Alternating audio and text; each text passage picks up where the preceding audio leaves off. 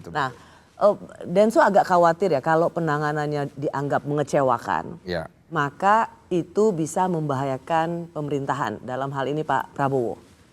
Tadi soalnya kamu nyinggung soal elektabilitas. Mengganggu, itu satu. Pak Prabowo ini kan baru setahun, menuju 4 tahun. Kalau saya pribadi, saya jujur ya, pilihan presiden yang diberikan kepada saya kemarin itu gak ada satupun yang membuat saya terpanggil, jujur. Tapi apapun yang pilih masyarakat, kita harus fair. Ya. Mau berapa persen yang kita pilih itu Pak Prabowo menang, mau kamu pilih atau enggak, you harus kesatria bro. Ini presiden lo, jaga gitu loh. Saya ingin menjaga Bapak supaya pada saat 5 tahun Bapak bekerja, Bapak bisa menyelesaikan dengan baik. Jangan sampai 5 tahun itu berakhir pora-poranda, kita kan juga nggak mau gitu. Karena kalau Bapak kenapa-napa, kita juga kenapa-napa gitu. By the way Densu, tapi kalau misalnya ngomong politik gini, pernah nggak ditelepon untuk bilang, udahlah lo nggak usah ikut-ikutan politik gitu? Saya pernah ditelepon, ditawarin untuk menjadi bagian dari politik dengan penawaran yang sangat menggiurkan. Kemudian Sudah jadi apa? saya nggak bisa bocorin, cuma pastinya salah satu ya penting lah gitu dengan Staf sus. Ya di daerah situ lah ya. Tapi kemudian saya nggak bisa bocorkan, ya gak enak juga.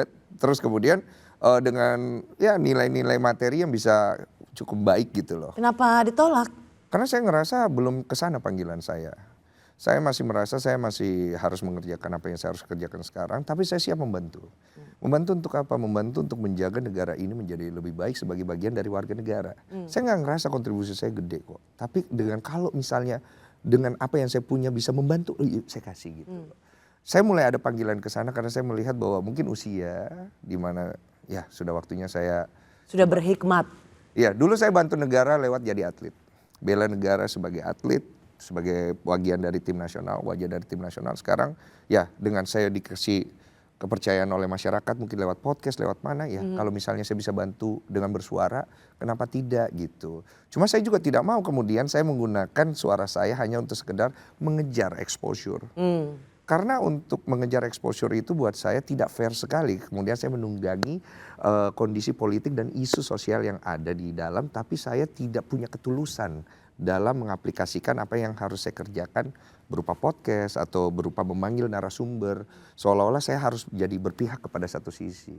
Itu menurut saya tidak fair sekali gitu. Oke, jadi kalau soal podcast itu kamu juga punya purpose ya artinya ya. Nggak melulu tentang sekedar mencari AdSense, mencari viewers. Tapi nah itu salah satu keberpihakan terhadap satu isu itu juga seorang Densu miliki.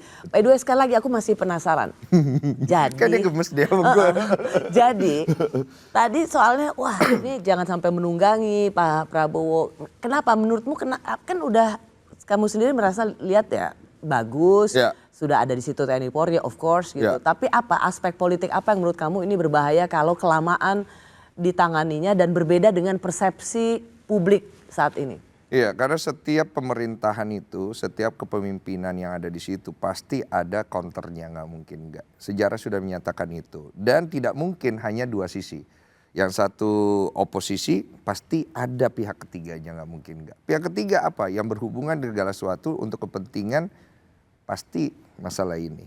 Nah oleh karena itu menurut saya apa yang sekarang ini dialami oleh Pak Prabowo pasti akan terguncang dari dua sisi. Pihak oposisi pasti mengguncang, dari pihak yang ketiga juga Kita pasti. Kita nggak punya oposisi? Oposisi Pak Prabowo masa nggak ada? Pasti ada lah. Ya, secara di parlemen ya tidak ada PD Perjuangan. Tetapi kan selama ini kan juga kan hubungannya sebanyak aktivis bilang sebenarnya kita nggak ada penyeimbang, semuanya kan berjalan dalam sistem pemerintahan. Baru era ini kursi atau persentase di parlemen yang sama dengan eksekutif itu terbesar sepanjang sejarah. Iya itu kan tampak dari data kan yang kita lihat kan. Pak SBY, Pak Jokowi itu paling tidak masih ada mereka yang di parlemen yang tidak ada di kabinet itu paling tidak di atas 20%, di atas 30%, partainya lebih dari satu. Baru kali ini loh terbesar sepanjang sejarah hanya satu partai yang di parlemen yang nggak ikut eksekutif. Jadi rasanya mau bilang kita ada oposisi nggak ada tuh. Ya itu secara apa yang kita lihat. Cuma kan di balik layar itu semua kan pasti ada, nggak mungkin nggak ada. Ini aku bicarakan bukan hanya yang terlihat tapi apa yang tersirat juga kan pasti ada di situ. Menurut aku nggak mungkin nggak ada dan itu udah pasti ada gitu. memunculkan wajahnya itu kan tinggal masalah waktu saja. Tapi apa yang sekarang terjadi dengan polemik-polemik yang dihadapi di era pemerintahan Pak Prabowo itu menunjukkan kan bahwa pihak itu ada gitu. Banyak loh di sosial media buzzer-buzzer yang kemudian menghantam narasi-narasi pemerintah, di mana pemerintah itu sendiri juga, ya jujur ya, komunikasi publiknya itu memancing, Membuka ruang. untuk digoreng dan ditabrakkan gitu loh. Itu yang saya kadang-kadang Contoh misalnya contoh. saya nggak berani. Sudah tahu sendiri lah di publik seperti apa gitu. Saya merasa kayak apa sih ini tujuan daripada statement ini, tujuannya apa gitu loh, pengen nunjukin apa gitu loh. Karena sebuah kalimat yang keluar itu seperti senjata atau pisau yang kemudian dia bisa melukai atau bisa untuk memotong sesuatu demi menolong seseorang gitu. Jadi kadang-kadang aku ngelihat statement-statement yang keluar, nggak mungkin ini orang yang tidak pintar, ini orang pintar semua. Rata-rata pasti orang sekolah tinggi. Tapi kenapa statement-statement yang keluar itu seperti seolah-olah ingin memancing bahwa narasi itu bisa kita goreng dan kemudian Bikin kita publik marah lah gitu kan. marah gitu loh. Nah, Padahal yang ada di pemerintahan sekarang nggak kurang-kurang lah pinternya gitu. menurut aku begitu. Jadi aku suka menyayangkan bahwa komunikasi antara pemerintah pusat sendiri atau pemerintah daerah sendiri, ya pemerintah lah pada keseluruhan, dengan rakyatnya itu kayak orang musuhan. Jadi kayak aku melihat kayak orang di rumah tangga, yang satu ngomong pakai bahasa apa, yang satu ngomong pakai bahasa apa. Jadi kayak love language-nya nggak nyambung. Jadi aku ngerasa gitu. Nah, aku ngerasa kayak ini kalau love language-nya nyambung, ini pasti negara keren banget. Ya. Nah, rakyat itu semuanya punya kepentingan yang satu gitu loh. Rakyat kita itu sabar. Betul. Dari tahun ke tahun, bagaimana penderitaan yang mereka alami, luka yang mereka bawa, mereka tuh sabar loh.